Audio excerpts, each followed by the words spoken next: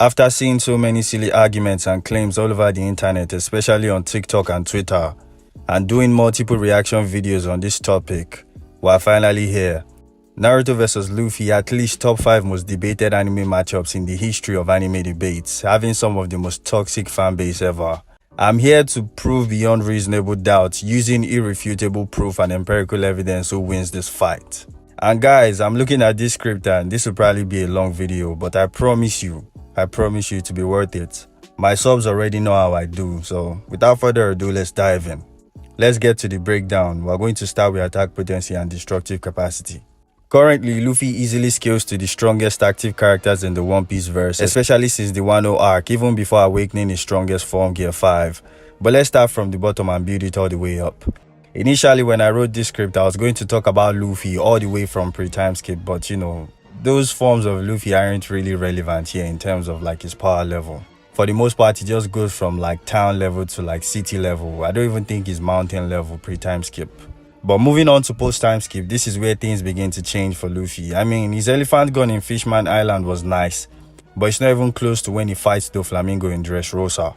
Using Gear 4 Boundman, he's able to largely split the island of Dressrosa, which in size is close to country level. Splitting an area of this mass has mostly been calculated to be around large island level plus, and is pretty consistent as he was previously able to knock down Don Chinjao's head spear without even using his Gear 4. And we all know Don Chinjao in his prime was able to split an ice continent, so nearing these levels of power isn't too crazy. Doflamingo's birdcage strings are even durable enough to tank Fujitoria's meteor, and Gear 4 Luffy was able to overpower Doflamingo's strongest strings. So you get the point. And I mean, even Zoro could cut Pika, who was more or less mountain-sized, and in the previous arc of Punk Hazard, Law even bisected the mountain as well, and we know Law and Doflamingo just scale above these two characters, so you get the point.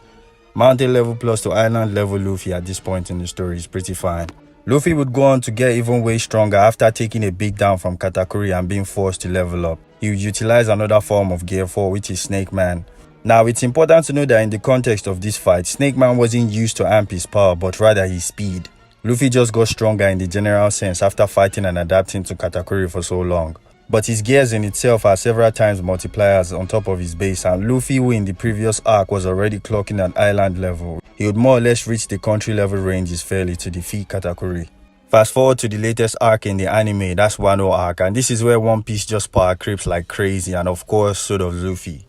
At the beginning of Wano, Luffy in his strongest form would face Kaido but completely get one-shot by a base Kaido.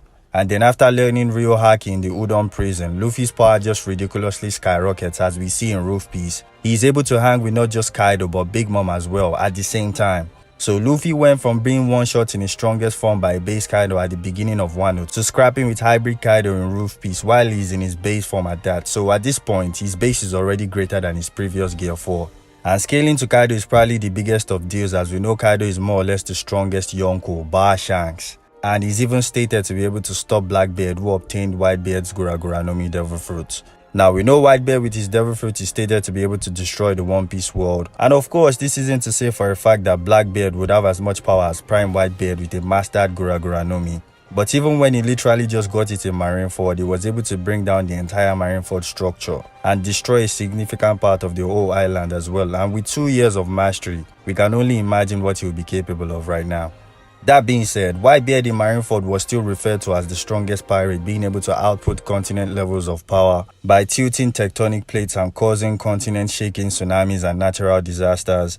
And there is no clear-cut evidence that Kaido got much stronger after that time, so at best he would be relative to that Whitebeard or slightly superior since he was old and weakened. As far as Prime Whitebeard goes, him being able to destroy the One Piece planet would give him planetary AP and DC. But there's multiple implications that the One Piece planet is as big as a dwarf star size, with small countries like Alabasta being continent-sized. Most size implications putting the One Piece planet to be around the size of Jupiter. But I'd actually like to point out something for the One Piece fanboys. While I do agree that there's implications placing the size of the One Piece verse larger than Earth, this whole One Piece planet has 6 moons, so it's bigger. Having more moons doesn't necessarily make the planet bigger. Pluto is the smallest planet in our solar system. It's even considered to be a dwarf planet, yet it has 5 moons. And the Earth, which is literally 8 times larger than Pluto, only has 1. So it's not always true. Even Mars is only a little bit bigger than half of the Earth and it has 2 moons. So Sure, bigger planets can have more moons due to a stronger gravitational field based on their size, but it's not always the case. So just dead that argument and use better evidence. That's the point I'm trying to make. Moving on, giving the One Piece planet its full benefits in terms of estimated size, being able to destroy this will put Prime Whitebeard at best in the large planet level to dwarf star level ranges in terms of AP and DC, and Goldie Roger being his rival would be the only one who scaled to him in AP. There's no real or definitive proof that Kaido scales neck and neck to Prime Whitebeard and Roger, so it would be completely baseless to just assume he's on that level. And because Luffy had best scales to Kaido, he would also be below that level by default.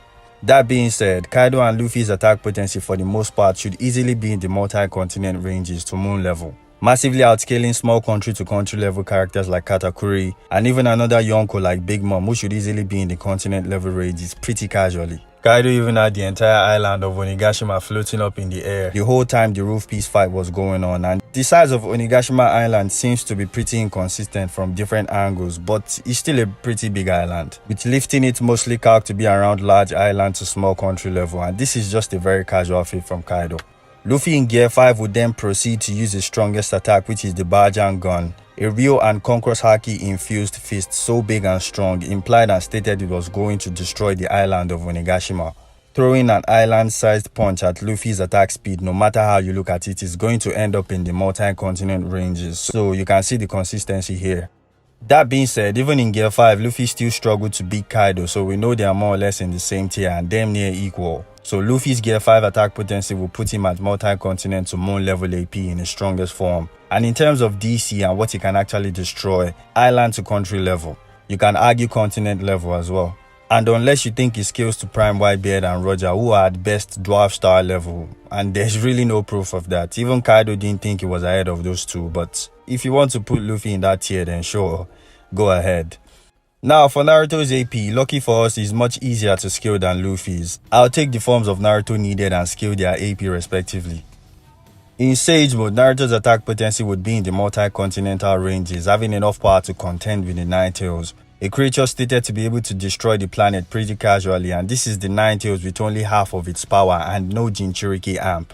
In an attempt to control its power, Naruto would fight the Nine-Tails and severely damage it and even subdue it, proving that he's relative enough to at least put up a good fight and even take it down. By the way, I already made a video on Planetary Naruto, the link will be in the description, I already said everything there, but I'll say some more here anyway. In KCM2, Naruto's attack potency would easily skyrocket into the planetary ranges and beyond, as not only would he fully sync up and tap into the power of the same Nine-Tails stated to be able to destroy the world casually, but he would also scale to the Ten-Tails who can also destroy the planets easily.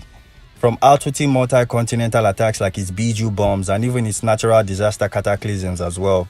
In its second form, the Ten-Tails is even comparable to a small planet in terms of power, and this is an incomplete Ten-Tails in its base form that lacks the full 8 and 9 tails. We know Naruto is comparable to this, as not only is he able to output continent levels of vaporization alongside Killer Bee with a combined Biju bomb, but he was strong enough to contend with the same Ten-Tails as well.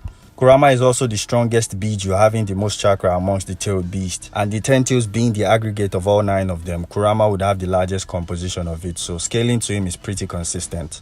Also in this KCM2 mode, Naruto's power can be amplified even further when he stacks Sage mode on top of it, which is at least a 10 times amp, being a superior Sage chakra amp than the curse mark. So him being planetary casually would be a piece of cake, as it would scale to the Ten-Tails Jinchuriki Obito, who is even superior to Edo Hashirama and Edo Madara, who are both superior to the Nine-Tails, who is planetary. Pretty straightforward. In 6-part Sage mode, this is where things start to get ballistic. Naruto's AP would dramatically increase, as he would now seemingly appear to be somewhat relative to Kaguya, who created multiple solar system size dimensions. I've seen people try to downplay the size of Kaguya's dimensions to just planet size, but that's just dumb. Not only have the dimensions been implied to be much larger than the Earth's dimension by Obito, who can easily traverse between his Kamui dimension and Earth, but also we see that Kaguya's dimensions are so big that Sasuke has to travel through them, and they have a whole day and night cycle as well, proving for a fact that they are at least solar system size, as it would need to have a planet, a moon and a sun for a complete day and night cycle to even occur. And to make it worse, the dimensions would also have a whole outer space construct with a starry sky, showing countless stars and planets also exist in that dimension as well. There's also implications that Kaguya's dimensions are universes, and with all the proofs provided, it wouldn't be far-fetched because visually, they appear to be at least solar system in size, and with characters like Naruto who can sense limbo clones from a far distant reality, not being able to sense Earth's dimension from Kaguya's space-time, it's a lot likely that they are just that size and extremely distant in the normal observable universe as well. And there's just multiple implications from guidebooks and statements to support it. So Kaguya being a character who can create such dimensions, Naruto would match her in raw power and even momentarily overpower using ball release, as well as ripping her arm off, showing that he has enough AP to contend with characters on that level. Even if you try to lowball Kaguya by claiming she only created these dimensions using hacks so it wouldn't scale to her AP, even though that's not true, we know for a fact that she had enough power to not only destroy those massive time spaces, but even recreate them as well using the expansive Truth Seeker orb. Another stupid way people try to downplay the expansive TSO feat is claiming she only did it to the Shinobi Alliance chakra, forgetting that Naruto in KCM2 ran around and powered the entire alliance with at least 3 times Kakashi's chakra. And that version of Naruto, which is already planetary without difficulty, wouldn't even remotely scale to 6 parts Naruto or Kaguya at all. So if KCM Naruto did all of that and is already planetary pretty easily, why would Kaguya and 6 parts Naruto also be planetary when they obviously scale many tiers above that same Naruto? So as you can see, the power progression is obviously consistent.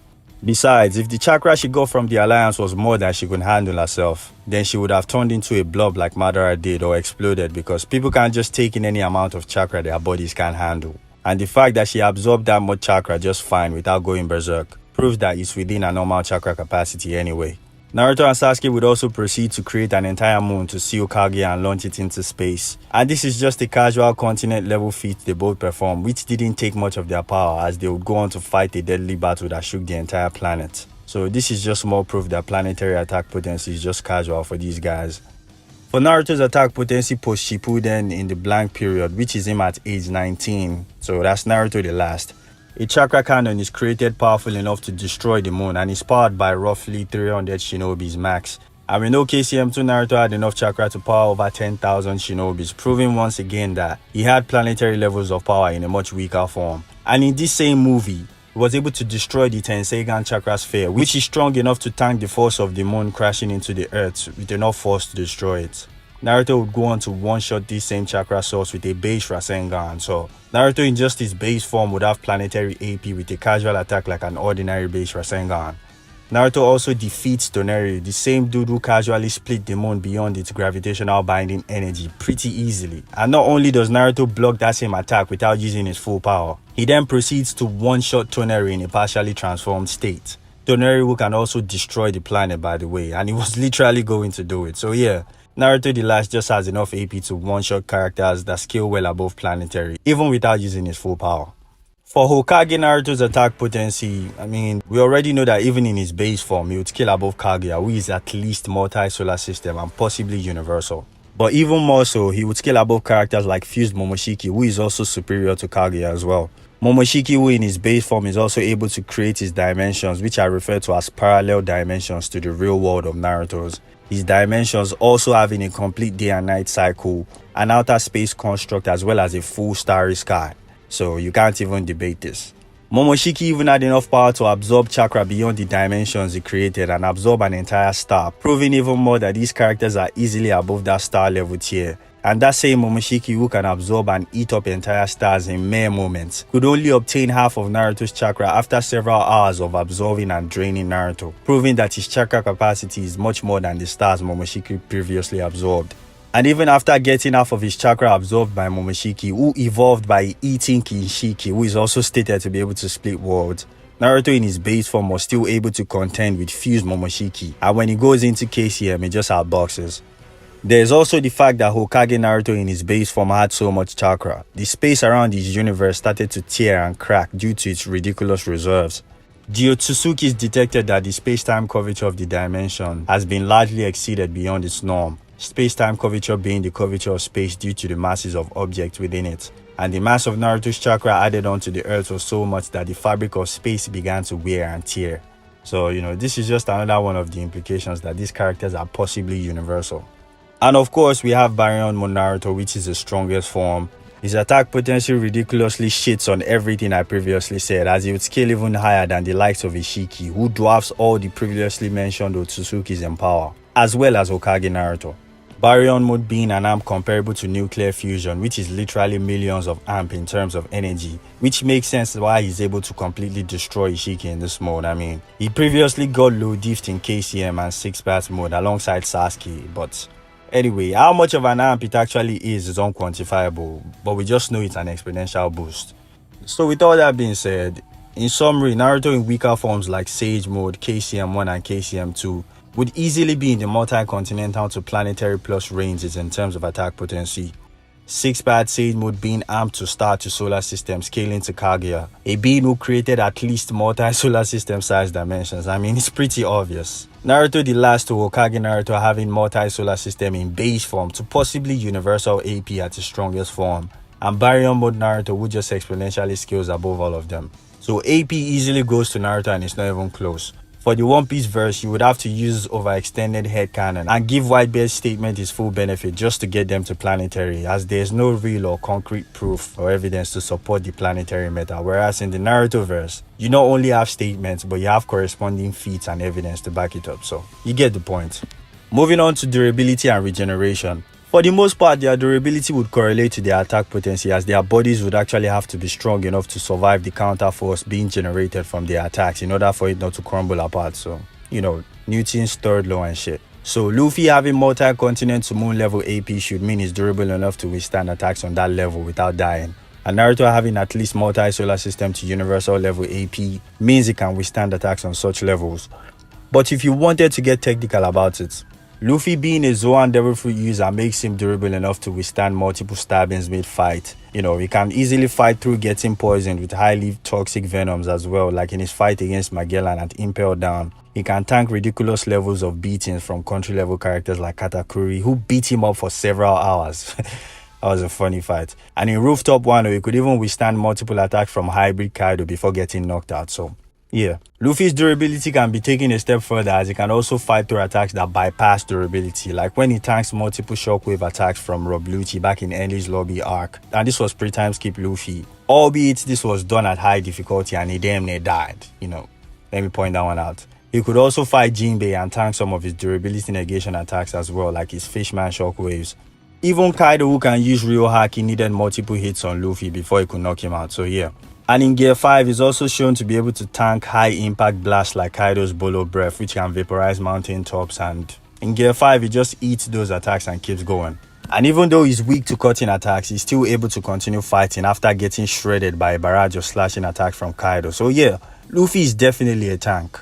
But unfortunately for him, it doesn't even come anywhere near Naruto's durability, as not only does Naruto scale way higher in AP, his durability can also withstand attacks that correlate to that same AP as well, like how he's able to tank attacks from Madara, Obito and the Ten Tails, even attacks that vaporized entire continents like Biju bombs, and Ten Tails cataclysms couldn't even kill Naruto in the slightest. And he's even relative to multi-solar system characters like Kaguya as well in terms of durability. Even Toneri splitting the moon in two wasn't enough to put a dent in Naruto's skin, and he would go on to block that same attack with a single arm, so he's pretty casual. And if it isn't clear enough that Naruto's durability correlates to his attack potency, we know for a fact that he can even tank his own attacks like the Rasengan, the Rasen Shuriken, and every tailed beast can pretty much tank their own Biju bomb. So at this point, Luffy's moon level to small planet level durability at best wouldn't even hold a candle to a base Naruto who can withstand attacks from multi-solar system level destroyers. To make things even worse, Naruto would also possess better durability to Duraneg attacks like the Gentle Fist, which literally bypasses durability and destroys the internal organs. Even as a kid, he was able to take an entire barrage of Duraneg attacks from Neji, who can destroy vital organs like the heart as well, and he still got back up even though his access to Kurama's chakra was blocked.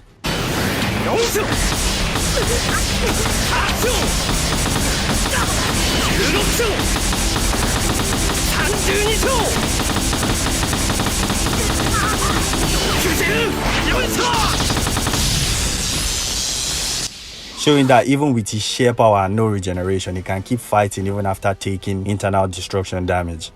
Even Hinata got hit by multiple Duraneg attacks from Neji and his deadly master stroke that destroys the heart. Yet she kept fighting and she's nowhere near Naruto in terms of durability, so it's pretty obvious that these characters just power through such attacks. And Naruto's durability is just crazy. Amplified even further as we know that Naruto can regenerate his internal organs, as we see him literally regrow his lungs after Sasuke put an entire hole in it using a Chidori, and Naruto just heals it up in seconds.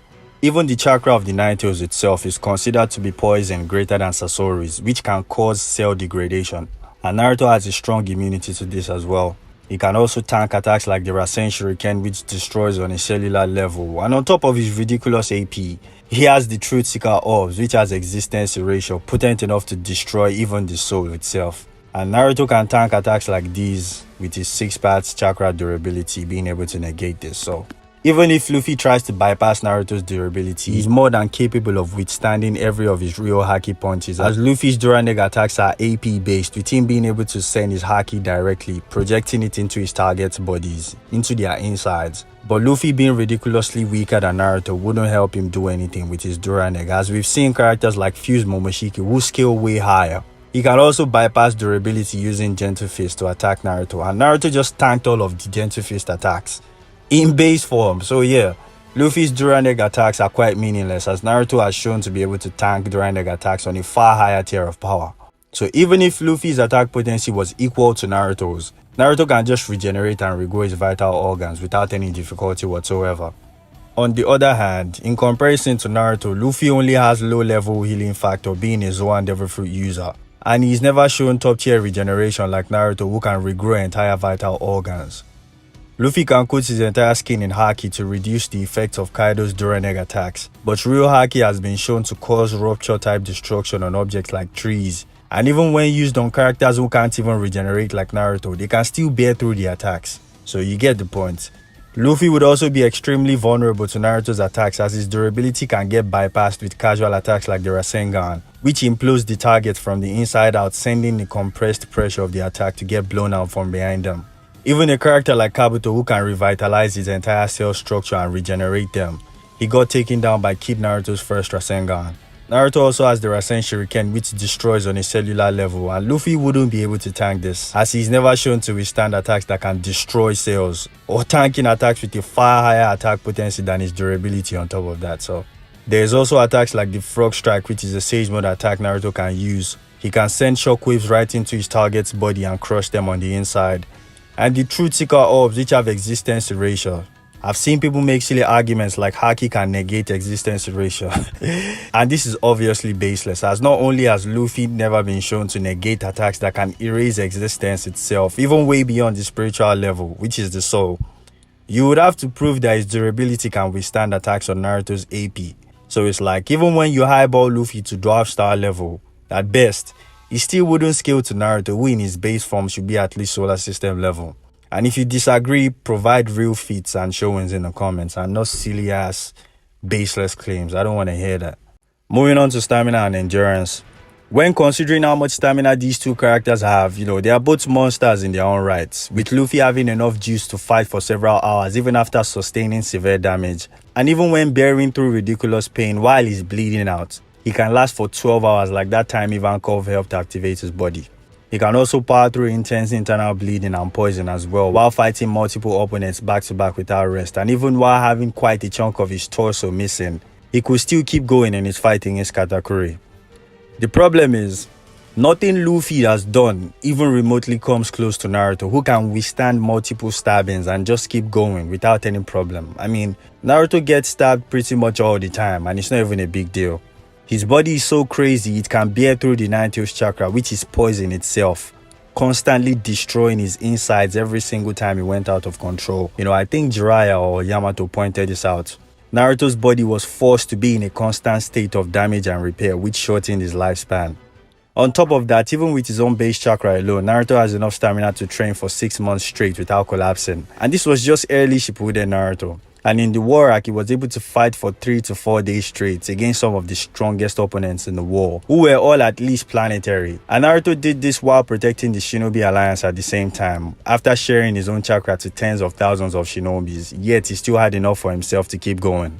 Luffy, who in his Gear 4 state can only go on for a couple of hours at best, and after that he deflates in a cooldown time where he can't use haki for 10 minutes, while Naruto can keep fighting at the highest level for multiple days straight without a single hour of rest.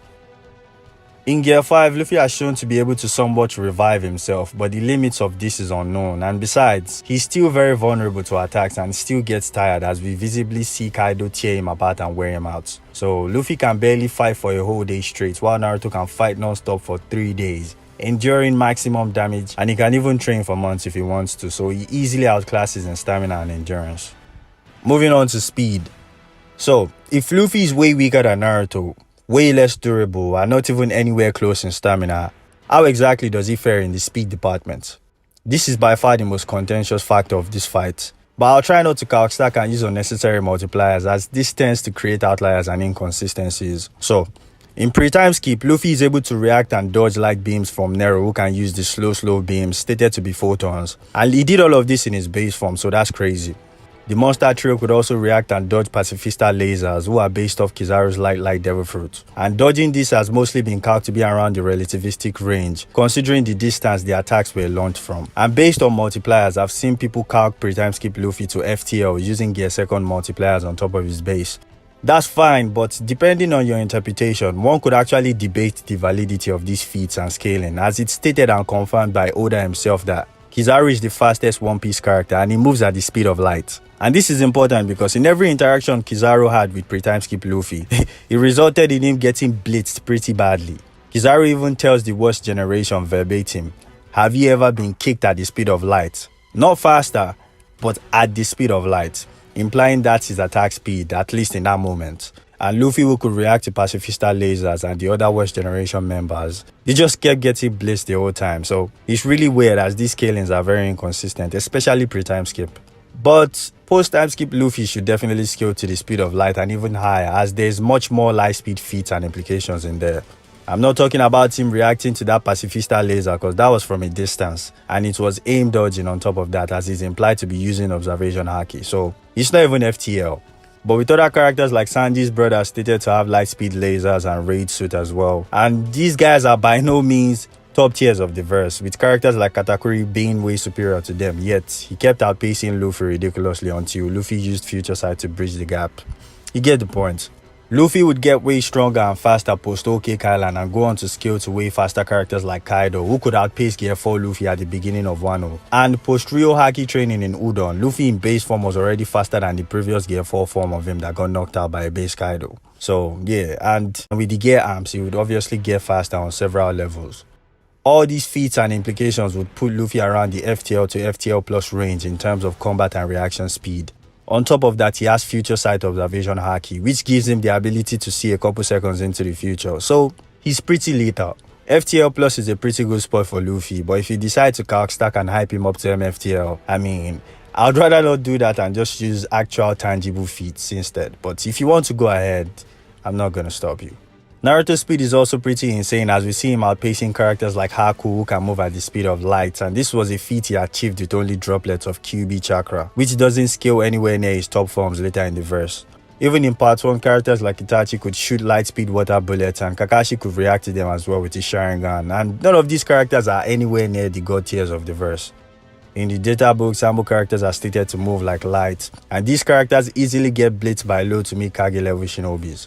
Naruto in just KCM1 would also go on to blitz a speed star like the Raikage, who in his base form should be light speed, being able to perform the lariat, and he can also handle Mabui's light speed travel as well, and simultaneously attack at that same speed. And we all know the Raikage can get faster using his lightning chakra mode, which has 2 versions by the way. And then the Raikage comes at Naruto at his strongest form with his fastest punch, yet he got blitzed at point blank range, which has mostly been calculated to be around 50 to 70 times the speed of light. But he keeps going, because Naruto would massively get faster with forms like KCM2, which completely dwarfs KCM1 in both power and speed, as he went from getting overrun by Jinchurikis in their version 2 states, to Perception blitzing my guy and Kakashi, and then outpacing every single Jinchuriki in their complete transformation, so it goes without saying that it's a significant increase. On top of that, he can amp himself even further using Sage mode, which is at least a 10 times amp on top of his KCM2, which made KCM1 look like a snail, so this already puts Naruto in the FTL to FTL plus ranges pretty easily. And of course, in 6-pass Sage mode and higher, he would only get faster, having superior combat and reaction speed to characters who can react to Flying Thunder God users like Minato and Tobirama, so Naruto would have perception speed able to react to instantaneous space-time teleportation, better than characters like Ten-Tails Obito and revived Blind Madara, who are all way below 6-part Sage Mode Naruto. As Hokage in his base form is skills to characters who can drain chakra across an entire solar system-sized dimension in mere moments, which Sasuke can actually keep track of. Sasuke is able to track these movements with his Sharingan, and being able to move something that distance, that fast, would easily burst into the millions of times faster than light ranges, as it would have to cross the distance between those stars, which are light years away. And Naruto in his base form can simply react to Momoshiki in a much stronger state.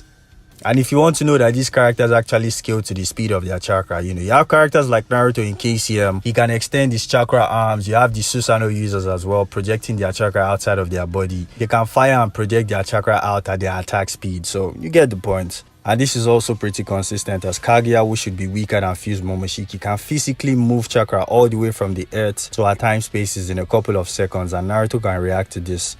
And in the Red Student novels, Hagoromo is able to send polar particles all the way from Earth far into the outer space across several constellations within a short period of time, which would also be in the MFTR ranges, and this would obviously scale to his attack speed. With Baryon mode, Naruto can easily perception blitz a character like Ishiki, who is massively superior to characters like Kaguya and Momoshiki, who can move chakra across large distances like a whole star to a solar system range, and even Hagoromo as well. On top of that, Ishiki literally has a dimension where time doesn't flow, and he can easily reach in there to store things and take things from. But even if you decide to disregard all of that, the fact that Ishiki can perception blitz Sasuke's Sharingan, which can easily track MFTL speeds as well as instantaneous teleportation, yet bro can't even perceive Ishiki's rods or him at all. That's pretty insane, come on now. And then you've got Baryon mode, which just took an entire doodle on Ishiki the whole time, easily catching his rods that Sasuke couldn't track and putting Ishiki on his toes the entire time. I mean, the feat just speaks for itself.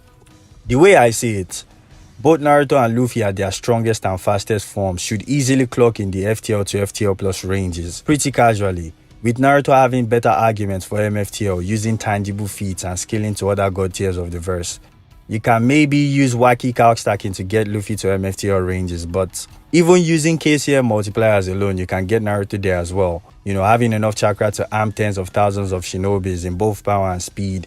And this was measured like 3 times Kakashi's chakra. Whereas Kakashi, being a character who in his base Sharingan state can already react to and keep up to FTL characters like Naruto, B, my guy, and Obito. So the arguments for Naruto are just more credible in my opinion. But hey, if you want to get Luffy high up there, do it. But at the end of the day, if at best they are both relative in speed, Naruto has still shown better reaction and combat speed, capable of tracking and reacting to instantaneous space-time teleportation. And he also has Sage Mode and 6-part precognition, so it's just raps. So, as it would seem, Naruto clearly dwarfs Luffy in AP. He's got a higher level of durability and even several levels of resistance to Duran Egg, having way better regeneration, on top of having even better and stronger Duran Egg attacks himself. I mean, this wouldn't even be a close fight in any way possible. Even if Luffy somehow had the same stats as Naruto did, he still wouldn't be able to regenerate like Naruto. Nor would he be able to last in a battle of attrition, as his stamina is complete fodder in comparison to Naruto, who can go on for days and months, while Luffy at best can barely go on fighting for a day. And I don't think I need to waste my time addressing things like Luffy's immunity to blunt force, as all of Naruto's ninjutsu attacks are just going to destroy him with no difficulty whatsoever. Rasen Shuriken would tear him to shreds, cut him into and destroy his cells, which he can't regenerate. Bijudama will vaporize him and burn his skin. Rasengan will implode him and completely annihilate him, while the true Tika orbs can just erase his existence and he wouldn't even be able to go to heaven. Even the blunt force argument is pretty dumb, as it would be a no-limit fallacy to just assume that Luffy can withstand physical attacks from a character way beyond his level like Naruto. It's like saying he can tank punches from Saitama just because he has some resistance to blunt force attacks. In pre-time skip, we vividly see many characters beat the dog shit out of Luffy and render damage to him with just bare punches and no haki. Even Frankie could strong right Luffy in Water 7 and he felt pain. And this was all done without haki, but you think Luffy, who only has small planet to moon level durability, can just tank attacks from a solar system level character like Naruto, and even way higher with his transformations? Yeah, okay. But I don't even care about this because it's irrelevant. In character, Naruto doesn't just spam kicks and punches, and he will definitely pull out his major attacks, and once he does that, it's raps. People will also try to make the argument that Luffy out-axes Naruto in Gear 5 and he quote-unquote has the ability to imagine anything. so he can use reality warping to defeat Naruto. But this is probably one of the worst things I've ever heard, and it's easily debunkable as well, which is funny. People claim that Gear 5 Luffy can just turn Naruto into rubber. But this wouldn't even be a win-con for Luffy, as we see in his fight against Kaido. He actually has to physically touch anything he wants to turn into rubber, and this doesn't seem to have any lasting effect outside of his contact to the target. And then again, this doesn't even do any type of damage except make the person rubber, so what's the point exactly? And they also claim he can Toon Force his way to victory, which is just silly. While I can agree that Luffy has some form of Toon Force, it goes without saying that there's levels to this Toon Force we speak of. With the statement of Luffy being able to freely use his powers based on his imagination, this is mostly based on the full application of his rubber powers, which is his Devil Fruit Awakening. Gear 5 is Luffy's Devil Fruit Awakened, and that's why he's able to turn people and things to have the same rubber properties as his Devil Fruit element. It's really that simple. Just as Kaido said, he extends his power to things, which is what all previously shown Devil Fruit Awakening could do. Akainu and Aokiji turned the island of Punk Hazard into magma and ice. Doflamingo turned the surroundings of Dressrosa into strings, and Katakuri turned the surroundings of Whole Cake Island into mochi. Only difference is Luffy can extend his awakening onto living things as well. That's the difference. Luffy doesn't actually perform any major reality warping feats, and as a matter of fact, he still had to struggle and almost lost his life to defeat Kaido in Gear 5.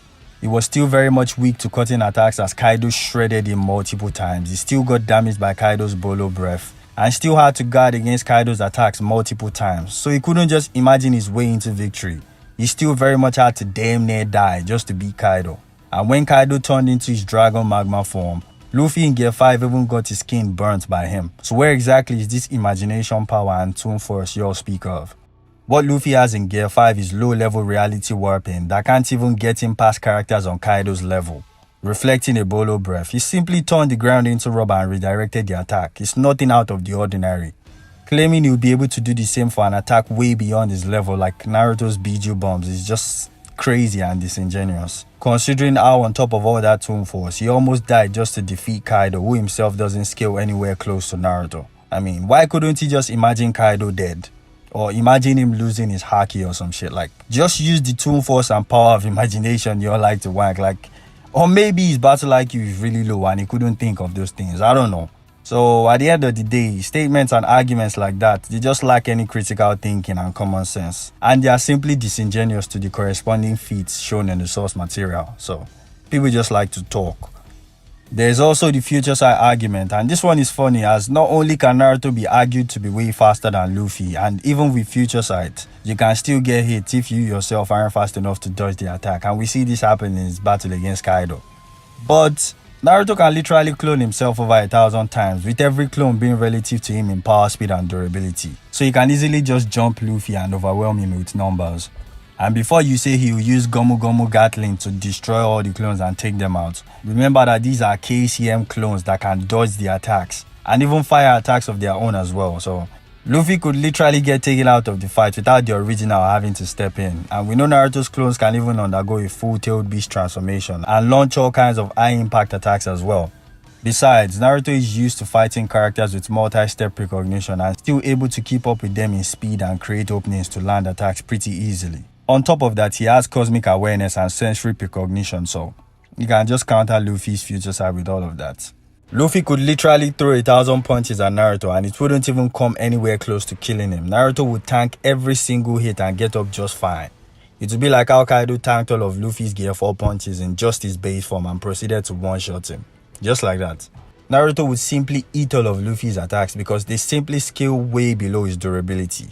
And his Duran Egg wouldn't even come close to what Naruto has been shown to withstand from characters like Fused Momoshiki, who destroyed his organs and he just regenerated it, no problem. Naruto in his fight with Delta even intentionally allowed his vital organs to get destroyed by faking getting hurt just to get some information out of her, and then he just got back up, regenerated the destroyed organs in seconds and kept on fighting like nothing happened. The flex is crazy.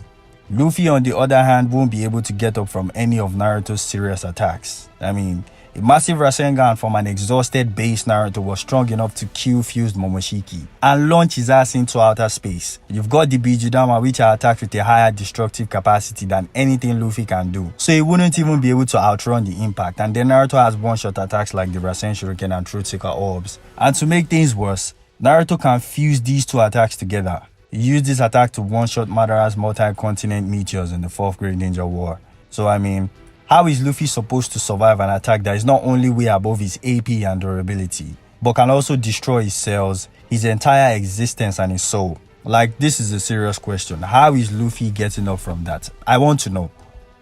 Oh, let me guess, he's going to tank it with Haki, right? It's baseless claims like these people like to make without any sort of evidence or intelligence behind it. I've even seen some people say Haki can destroy his soul. I mean, the ridiculous amount of cap these motherfuckers be making, bro. Like, in the context of One Piece, Haki has always been referred to as spirit energy, and it has only been shown to negate Logia intangibility and devil fruit powers. It has never been stated, implied, or shown to go anywhere near as damaging the soul. And if you think otherwise, bring some evidence, but at least let it be something sensible, not some whack-ass bootleg Japanese mistranslation and misinterpretation like some dude on Discord showed me. Like, bro. And even if we went along with this dumbass narrative that Haki can actually destroy the soul, we know Naruto is resistant to soul destroying attacks like the Truth Seeker Orb, so that still counters Haki anyway.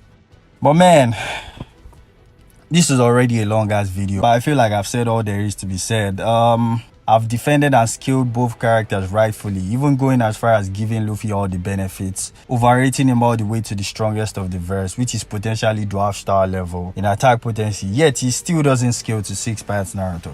So Naruto wouldn't even need his adult Hokage form to completely annihilate Luffy or anyone in his verse without high difficulty. You know, One Piece fanboys will tell you Luffy can beat Baryon with Naruto, as if that version of Naruto doesn't completely destroy him in an instant, like making poor arguments like he can't last long so he's going to lose, like he even needs that long to kill Luffy. He already outscales him in every single stat. Even with his low stamina, he's still going to take the fight. This terrible argument is just as stupid as saying Luffy can beat UI Goku that fought Jiren in the Tournament of Power because he has poor stamina and the mode doesn't last long. Bruh, yes, let's ignore the ridiculously wide power and speed gap and put the whole fight on the stamina factor. Let's do that. Luffy could even be a million times faster than Naruto and still wouldn't be able to take him down because of his low attack potency. The sheer difference in power is so massive, his attacks will be meaningless. It would be like trying to break diamond with a hammer made out of plywood. The hammer speed wouldn't mean anything as it can't even put a dent in the diamond. And with Luffy's stamina, he's just going to run out of energy after a fruitless effort and he'll get killed eventually. Clearly, with everything I've said, Naruto wouldn't need any of his Hokage forms to low diff Luffy. And if Luffy were to somehow top that form, which we all know is cap, Baryon mode Naruto would instantaneously blitz Luffy and take his head off even before the fight starts. In summary, to put into perspective just how one-sided this fight is, if you took Luffy at his strongest form right now, which is Gear 5, he would still be several levels weaker than Shippuden's 6-part Sage Mode Naruto. He would even be weaker than KCM2 unless you highball him to Prime Whitebeard and Roger. Luffy, as I skilled him, should be around multi-continent to moon level, which is still below KCM2 Naruto, who is casually planetary, without even going all out. And you would have to highball Luffy and the One Piece verse just to get them up to dwarf star level. And even with all of that, he and everyone else in his verse will still be below 6-part Sage Mode Naruto, who scales to multi-solar system Kaguya. So you can see just how crazy this is. And people debate this every week like it's some contentious battle when Luffy can't even hang with base Naruto. But anyway, if you're wondering what Luffy would need to have a chance at defeating Naruto, it goes like this. He needs relative AP scaling, which is at least solar system on low ball. He will need the stamina to keep up because he can't even fight for a day, while Naruto can fight characters stronger than Luffy back to back for 3 days straight without a single hour of rest. And then the downtime Luffy has in his gear transformations is just terrible, so he needs to fix that shit. And then he would also need Durang attacks that are on a much higher level than anything Naruto has faced before, and he will need better hacks and regenerative capabilities to actually survive the attacks Naruto will be throwing at him. So, you know, maybe with 1,000 more chapters and episodes, he can probably achieve some of these, and then maybe, just maybe, he'll be able to hang with blank period Naruto from the last. I'm afraid your MC just isn't him, and you fanboys will find it easier if you actually came to reality and accepted the harsh truth that he gets destroyed 10 out of 10 times in a fight against Naruto. Low difficulty. If I want to be generous, mid difficulty. And for every person watching this video, I'ma need you all to share this video with the best One Piece power scalers you know out there. And I challenge every single one of them to not only debunk my video, but intelligently prove why Naruto won't win this fight. And I can assure you, the only way you'll be able to do that is without common sense and disingenuous power scaling. But I'd still like to see you try. I promise you, as big as the YouTube platform is, you won't find a more accurate Naruto vs Luffy video. That being said, this debate is as good as dead, and so is Luffy in the first 5 minutes of this fight. Thanks for watching, and I'll see you in the next one. Peace!